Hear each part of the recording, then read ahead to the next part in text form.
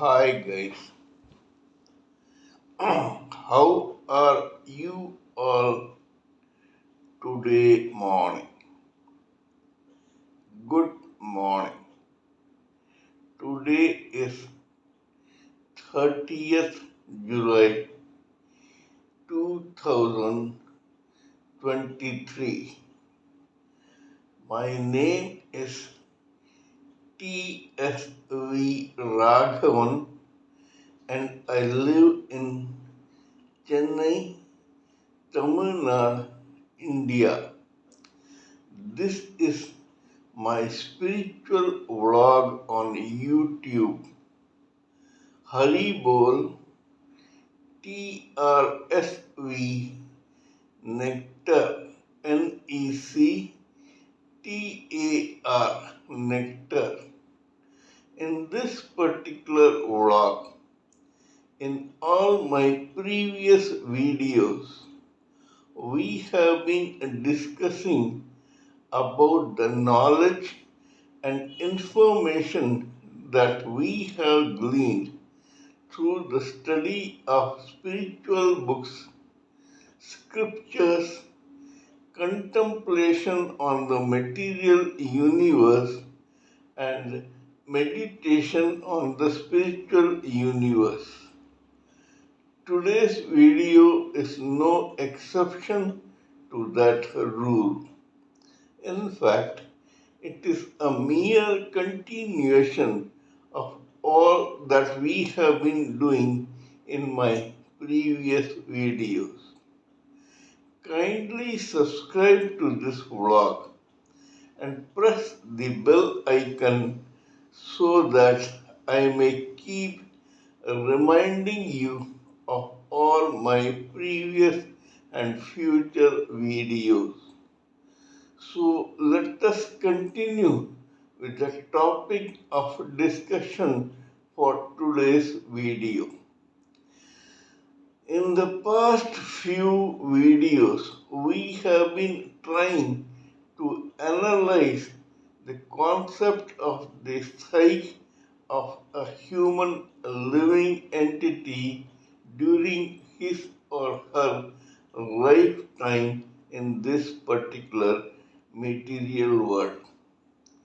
In that process, we have been discussing about the major and subsidiary factors that influence the making up of the psyche of a human living entity. We know that the first factor that influences the psyche of a particular living entity is known as prarabdha karma. Prarabdha karma is the slice of sanchit karma that this living entity brings with himself or herself to work out in a particular lifetime and his or her birth, family, surrounding, sex, atmosphere, education, occupation, etc. mainly depends on this foundation of prarabdha karma. Where does this prarabdha karma slice come from? It comes from a concept called sanchit karma. This sanchit karma is actually a reservoir of unworked karma of a living entity coming from his past several births or deaths. His means hers too. This sanchit karma reservoir is stored in the superconscious memory of that particular living entity. A slice of that becomes his or her prarabdha karma. The second factor that influences the psyche of this living entity is called Kriyaman Karma. Kriyaman Karma is based on the karma or efforts that a living entity takes in a particular lifetime based on his or her free will that has been provided to him or her by destiny and the Supreme Personality of Godhead. So these two become the major factors in building up the psyche of a living entity. Besides this, there is a third factor which is nothing but the processing of the vibrations from the subtle bodies of a living entity. We all know that there are three subtle layers of body made up of ether that envelop a living entity besides the gross body that he or she is identified with in the society. These three layers of body are known as the causal intelligence of logic, the astral body of mind, feelings, and emotions, and the etheric body of senses, namely sight, hearing, smell, taste, and touch. Vibrations caused by these three subtle bodies hit the mass of tissue on the gross body of a living entity, and this mass of tissue is known as the brain of that living entity. Once it hits that brain, this brain, according to the evolvement of the psyche of the living entity, plus several other factors like his or her taste, preferences, whims, fantasies, circumstances, atmosphere, upbringing, family pressure, kin pressure, peer pressure, etc., processes these vibrations, and the residue of such processing is percolated down the gross body of that living entity to be reacted on in his or her lifetime. So, this provides the third factor in building up the psyche of a living entity. The fourth major factor is called false ego.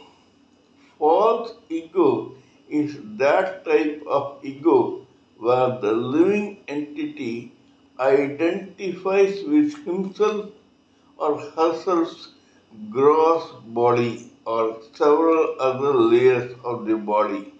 In other words, when the living entity identifies with his or her body while describing his or her identity in the society, such ego is known as false ego.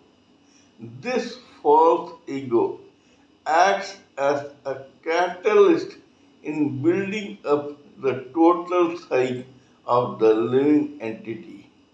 Besides these four factors, there are other subsidiary factors like atmosphere, upbringing, birth, surroundings,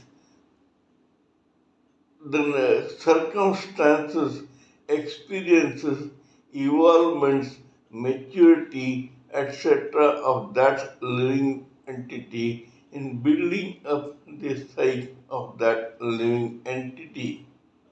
So now we know that these factors together join to make the complete psyche of a living entity in a particular lifetime. In this process, we discussed about the making and breaking of the psyche of a living entity during his or her lifetime. We have already discussed several case histories. Today we shall talk about another such case history which will explain this concept of psyche better to the viewer of this particular video. There was one humble, respectable middle class family in a township in the state of Maharashtra in India in the early 20th century of colonial period of Indian British rule. This was a remote township or huge village in Maharashtra. The father was a nice person with a large family who worked hard to eke out a living for himself and his family. The eldest son of this family was born in the late teens or early 20s of the 20th century. This boy was christened Bhagwan. In future, this boy will become famous as Bhagwan Dada from the tinsel town of Bollywood in Bombay, Maharashtra. But for the time being, we shall talk about the building up of the psyche of this particular boy. According to his prarabdha karma or the slice of karma that he had brought with him, this boy was born in this humble family, and because of the same, he grew up as a plump, hefty lad. Thus, this boy was not very much interested in education right from the beginning. Instead, he spent his time and energy while growing up by playing athletics, swimming, wrestling, and outdoor sports. This boy was the eldest among the siblings in that family. This made the father irritated no end. This boy was setting up an example which was not so interesting or encouraging for the rest of the siblings of the family. So this father regularly tried to stop this boy from his wayward behavior by chastising him. One day there was a big row between the father and the son over all this. At that time, this boy was in his mid or late teens. Suddenly, this boy revolted against the regular chastisement from the father, and he left the family in a huff, never to return.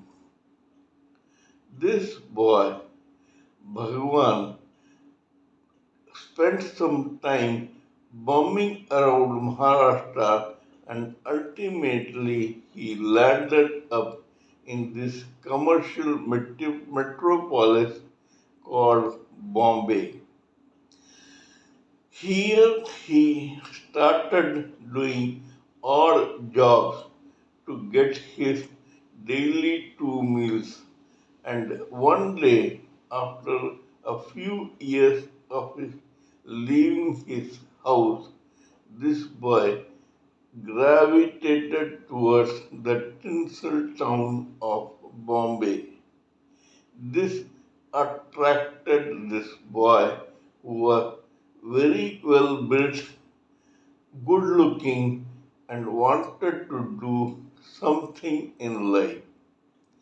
In Tinseltown too, initially he joined the theatre and did some odd jobs, including doing bit parts in dramas and movies, both in Marathi and in Hindi. Slowly, this boy's demand in the industry picked up and he began getting other roles which made him more and more famous day by day. This boy's prarabdha karma ended either when he left the house or when he joined the film industry of Bombay. From then on, his free will and Kriyamana karma began. It began slowly, though, in the sense that initially he had to be contented with doing either odd jobs in the industry or by playing bit parts in dramas and theatres. But later on, this boy, Kriyamana Karma, began growing full bloom. He started getting good main leads in several films of both Marathi and Hindi. So much so that this boy managed to earn and save enough money to produce a movie of his own.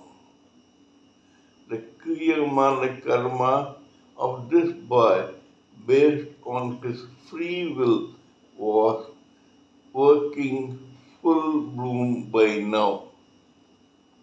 This boy produced a film called Al Bela, a film which till today is a legend in the film industry. In Al Bela, this boy did some dance steps which are legendary even today. Overnight, this boy became a star and a superstar. The boy earned literally millions from that film, which was proved a blockbuster. For a boy who had started as a never do well in his life, who was born in very humble circumstances, to earn so much money overnight was detrimental to his psyche. This sudden wealth, affluence, and success actually went through the head of this boy, and he was not able to put or keep his two legs firmly on the ground. He began floating in air. So much so that this boy began living in hastily purchased lap of luxury. He built a very huge bungalow, had 7 cars, one for each day, and he began hounding the studios in Bombay like a Prince Charming, a king, or an emperor. These seven cars were each used every day, and every day he changed his car to the chagrin, jealousy, envy, and disbelief of the public who knew about his humble circumstances. Nobody knows how, but suddenly this boy, who was in the lap of luxury, began getting psycho fans who surrounded him from all sides and began putting peer pressure on him. The success had already gone to his head. He really started believing that he was something that destiny had brought into this world for the public to see. This made this boy not only indulge in luxurious and comfortable life, but it also started giving him several vices, including gambling, horse racing, and drinking. Bhagwan, who had started his career as a wrestler, began to indulge in drinking day and night. He already had a company which encouraged his vices, and so this boy began spending literally millions on drinking, gambling, and horse racing. Besides this boy was also producing films to eke out his living or earning his money through the film industry. This had its effects. Nobody knows when Lady Luck turned her face away from this guy. His films began flopping.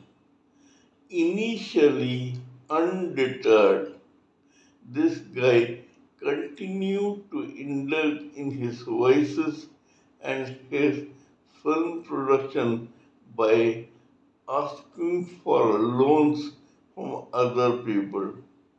But later on, this came to such a head that his bungalow, his cars, his bank balance, his property, everything withered before his sight, and he looked on helplessly and could do nothing about it.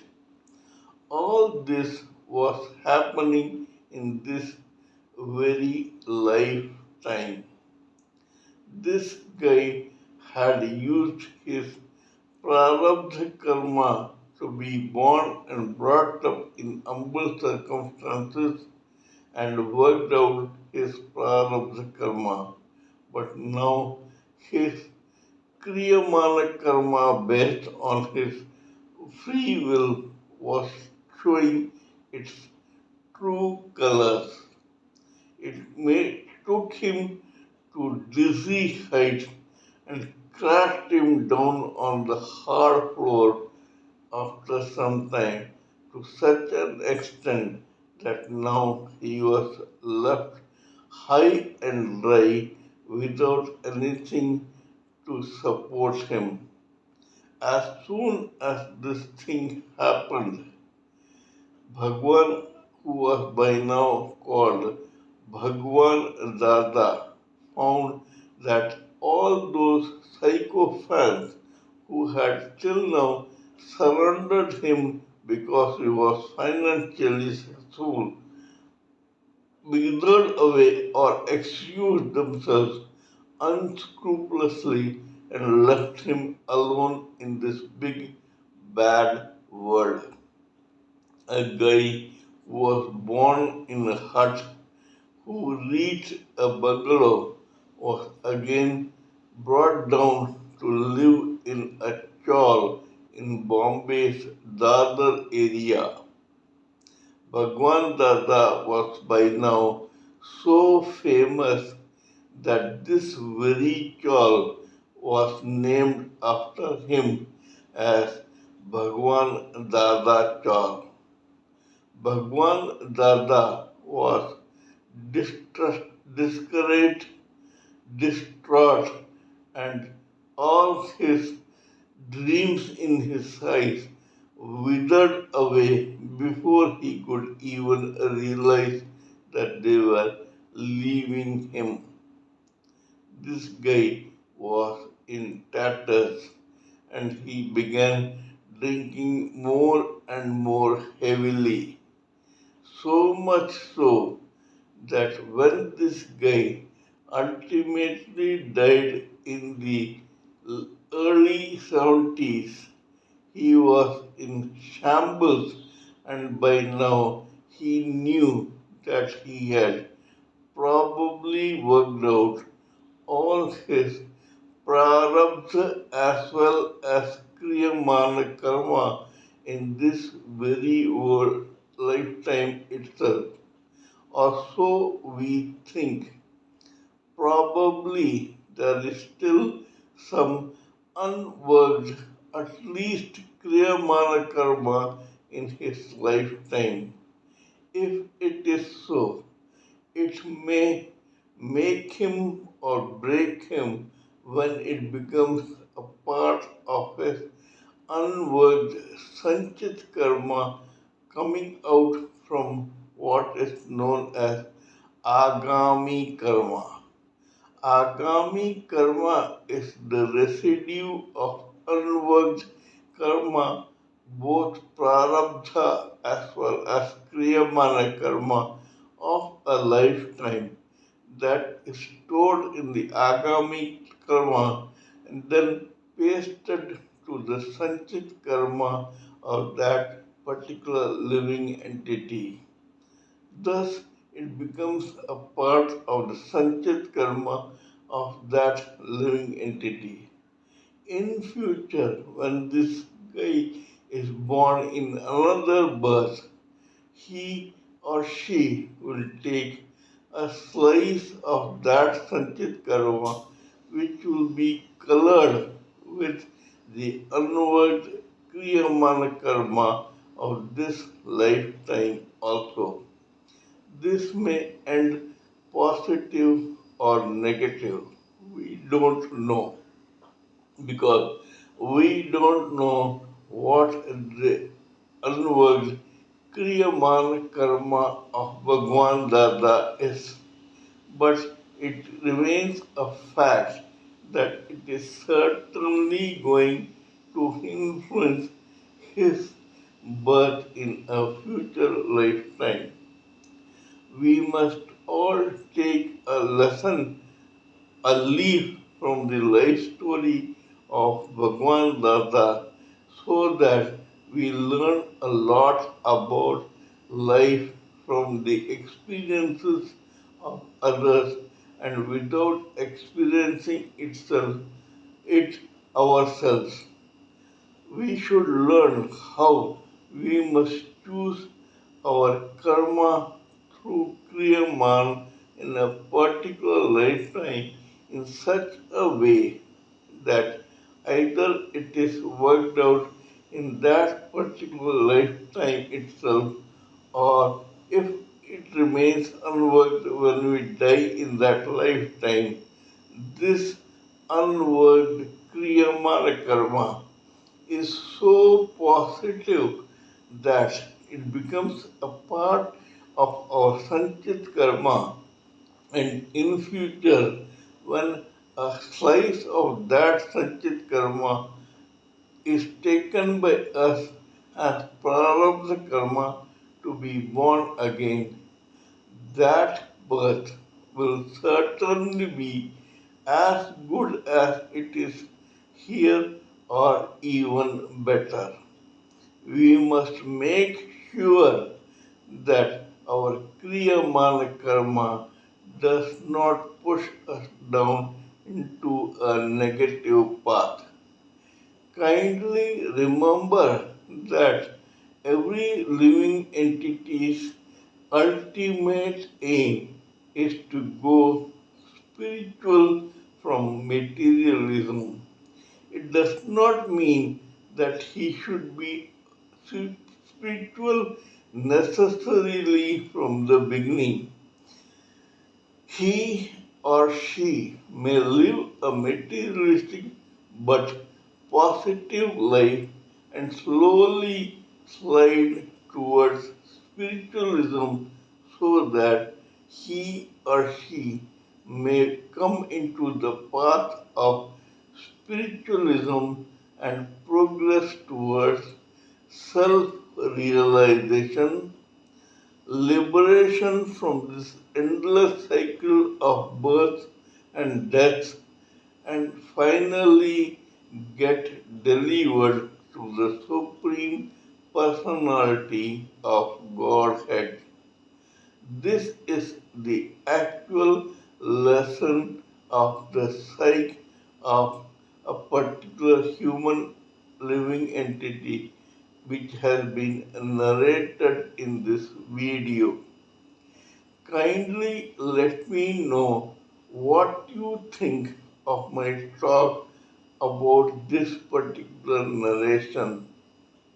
Please give me your own expert thoughts, opinions, views, and ideas so that I may blend everything together for the sake of and benefit of this society and the future generation. Before concluding, let me remind you that I am also a published author with Amazon Kindle and paperback. I write on spiritualism, fiction, and assorted subjects. Spiritualism happens to be my favorite subject.